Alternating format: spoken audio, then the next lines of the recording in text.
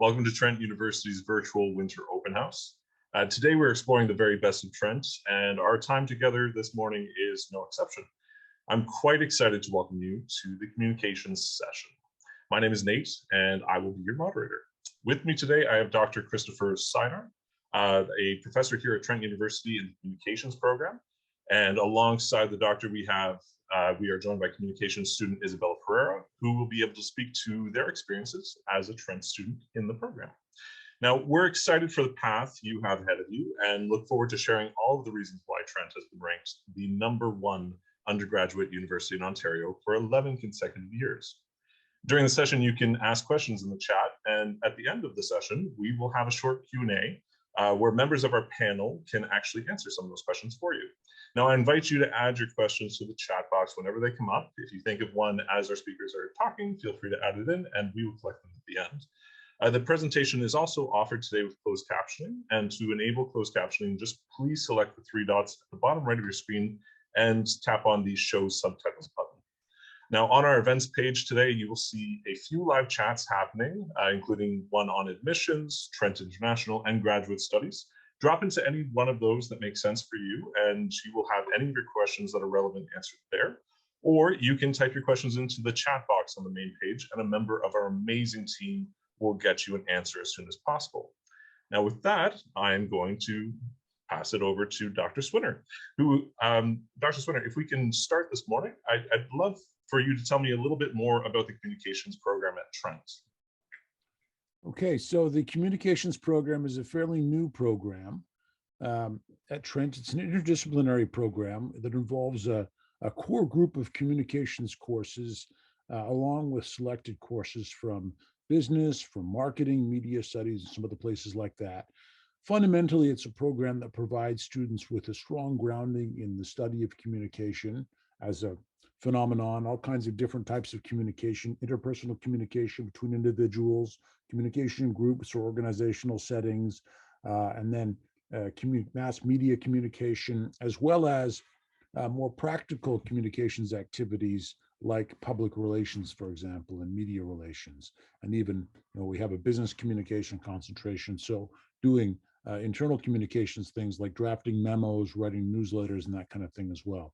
So it's a nice mix between theory and practice, I think, and provides students with I think there are a lot of directly marketable skills that students acquire over the course of the experience of the program, but there are also a lot of other competencies that may not be so obvious that one develops as one studies and practices communication. Very cool. And what are the sort of skills that a student will be able to take away from this program that they might be able to use directly in different industries? Okay, so students in the program will obviously first and foremost they'll develop the ability to read and write effectively in a variety of different genres. That's really important. So the ability to process messages, the ability to produce various types of messages. But also they'll be schooled or receive instruction in programming for social media, for example, in doing various types of strategic communication, developing messages. In the business communication concentration, for example, maybe I'll do it by concentration. So if you specialize in business communication, you're going to learn to tailor your writing to various target audiences within institutions, create strategies to effectively share ideas within those institutions, and then work on various types of documents like newsletters, memos, internal correspondence, whereas media relations is more focused on pitching stories to the media, trying to think strategically about how a brand or an organization might be represented within the media. So in that area, you'd be learning about kind of higher level strategies on that front, but you also might develop over the course of courses like our course in public relations, in strategic communication. You learn some specific techniques and methods for engaging in media relations and public relations activities, how to actually do a campaign like that across various media types. Now, we also have a course, for example, in event management. So along with that, students would, if they took that course, develop skills in putting on and planning and executing complex events. So a number of different skills devoted to those principal areas as one goes through the program. Very cool. And students who enter this sort of program, what can they expect to do after they finish the program here at Trent? What sort of industries or professions might they find themselves entering? Yeah, so that's a good question. I mean, certainly a variety of communications roles. I can envision students, and in fact, we have students moving into entry level communications roles in various capacities, whether it be doing advertising on a basic level, like advertising copywriting, an entry level communications organization within an organization doing business communication or internal communications, social media management or content production. If you're interested in helping a company or an organization to manage its social media presence and connect with its audiences and its publics, that's certainly something that our students are moving into, helping to coordinate and work on public relations campaigns, event planning. These are some of the potential outcomes and actual outcomes that we're envisioning and that we're beginning to see as students move through the program. It is fairly new, so we haven't graduated too many students up to this point, but those are the sorts of things that we foresee. Amazing. And obviously nowadays, the importance of communications can't be stressed enough, especially as we've seen with COVID-19, a lot of industries moving towards online markets, having to re-strategize around that. Could you speak a little bit about how you see that important connection happening for your students right now and what that might mean for the job market afterwards? So as in learning to manage being online and companies moving their operations online or virtual work. Sorry, Nate, what exactly, what's the focus of the question? I just want to make sure I Yeah, cover of the right. course. Well, what we're getting at here is just the importance of communication now that so much of what we're doing is virtual and communication is happening virtually. Yeah. You don't have that face-to-face interaction, and so these communications that are being put together become so important Yeah. in their intent. Well, that's something we talked about in the introductory course, Intro to Communication, last fall, actually. The difference in if you're trying to deliver, for example, a speech or presentation, or even just conducting a meeting, what is the difference between doing that on a Zoom, for example, versus in person? How do you effectively present yourself in a virtual context versus an in-person context in order to sort of manage the impression that you're creating and give yourself the best chance of connecting with your audience? Certainly that's something that's becoming more and more important as more activities move online. I think we've seen that with the pandemic, but as you know, it's something that's unlikely to change to a significant degree. Kind of like now that we're on there might be some back shift as things open up again, but it's probably going to continue to be a part of the working life of tomorrow's employees, I guess, in going forward. So certainly we discussed that, we work on that, and it's part of helping students to become effective communicators in various contexts to prepare them to work in the virtual environment. Absolutely. Love that. And actually, on our call today, we have one of those students. We have Isabella with us. Now, Isabella, if you don't mind, I'd like to pivot over to you for a second. Just talking about your student experience. So obviously, everyone, especially people on this call, are thinking about where they want to go, and they're thinking about communications, but they're trying to decide, is Trent the place that I want to go? So I'd love to ask you, what made you decide to go to Trent University?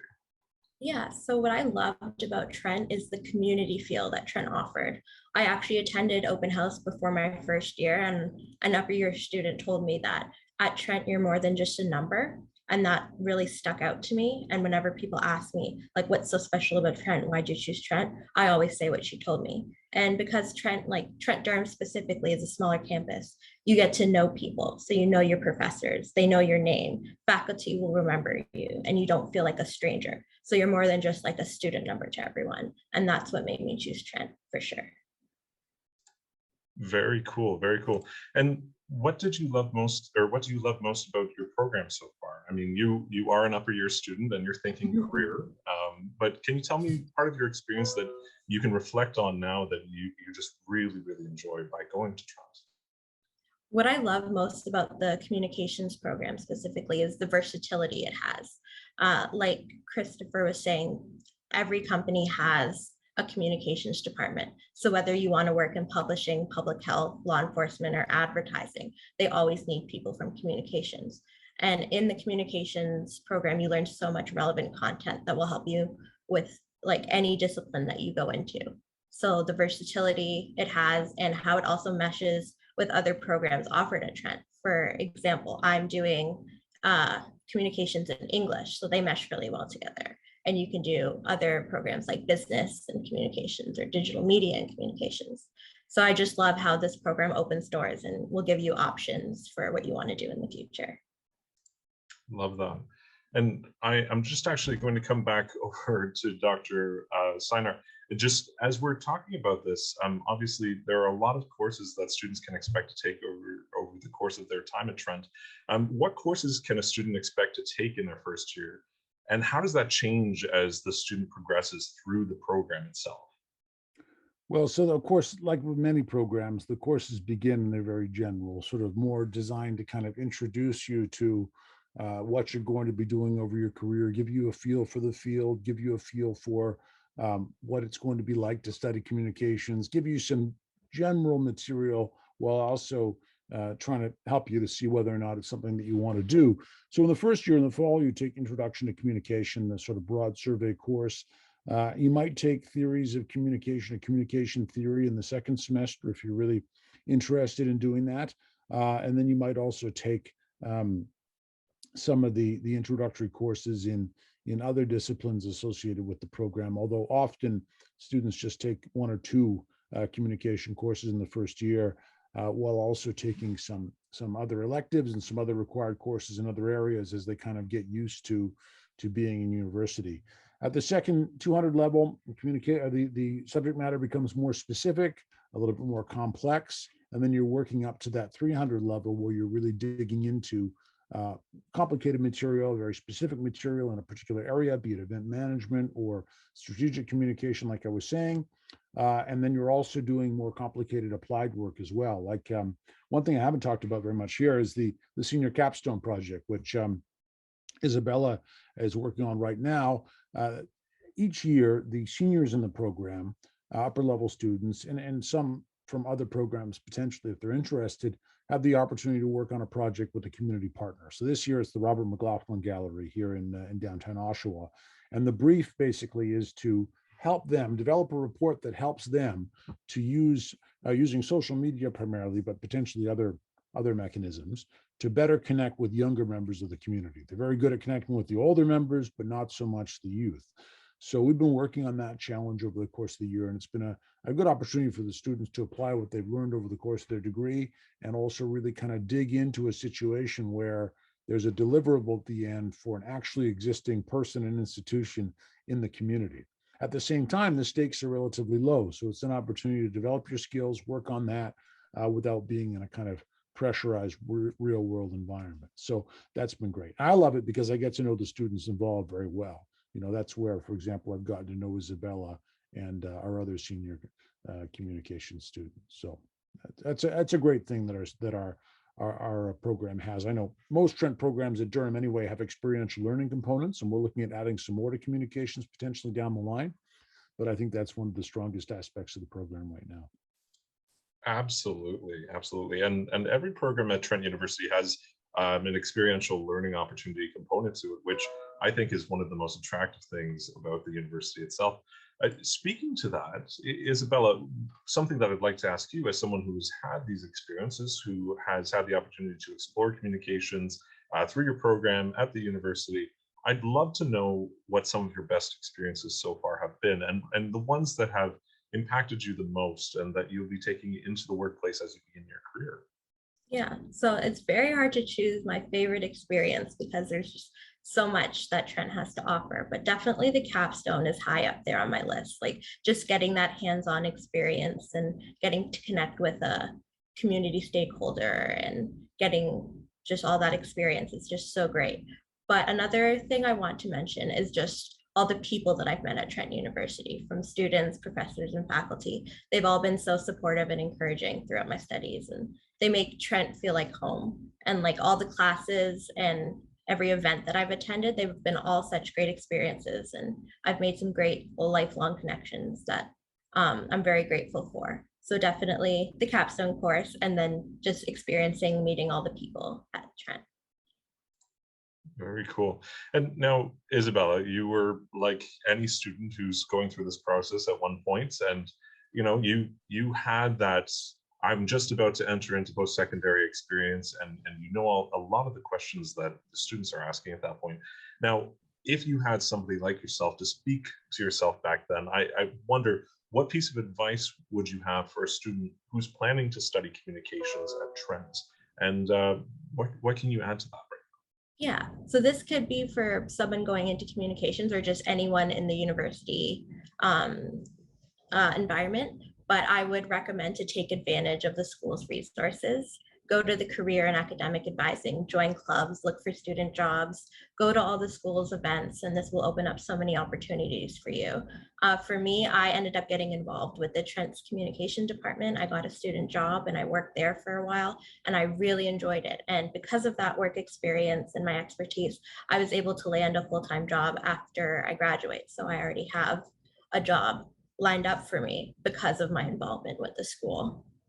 And then another thing I would recommend is to not be afraid to speak up. I know in my first and second year, I was very nervous and scared to contribute to class discussions and ask questions, but I realized how irrational that was, and that actually contributing to class discussions and asking questions will just enhance the learning experience. So if you have a question, ask your professor. I know they might seem intimidating, but they're there to help you. So go to the office hours, email them your questions, and and participate in class, because you'll have such an enriching experience. And yeah, that would be all my advice. Very cool. And now you've talked a lot about the capstone, so I'm going to ask you to take that off the table. If you had to think back over some of the courses that you took in your program, what would be the one that you are most excited to see others take in the future? I would say the communications theory class. It's a second year course. In that, it's very theory based. You learn about all the different theories of communications and how you can apply them in real world.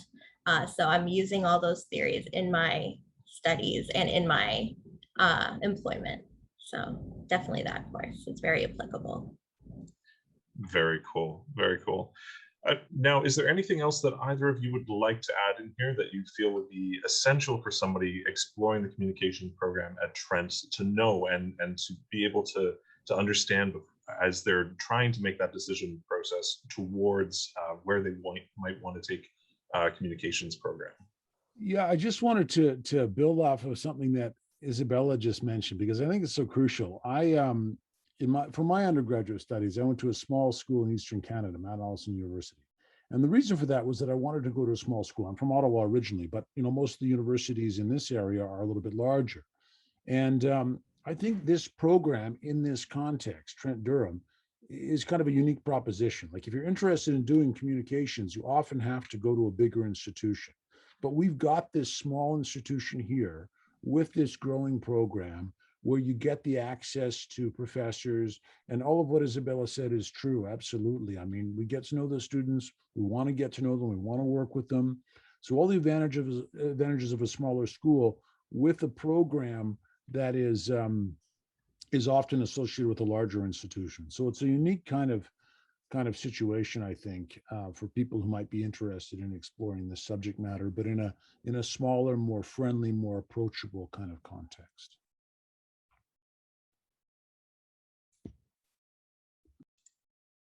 Wonderful. Well, thank you both so much. I just want to take a moment to thank both the members of our panel for being here with us today and sharing their knowledge and more about the program. Now, this session has been recorded and will be posted on our open house webpage if you wish to review the session again, or any of the other sessions that are happening today. I'd like to invite you to come and visit our campuses at any time. There are open houses that are happening in-person tours that are coming up, and you will find more information for them on the main page. There are a lot of other great sessions happening today, and we invite you to join any one of them. Have a wonderful day.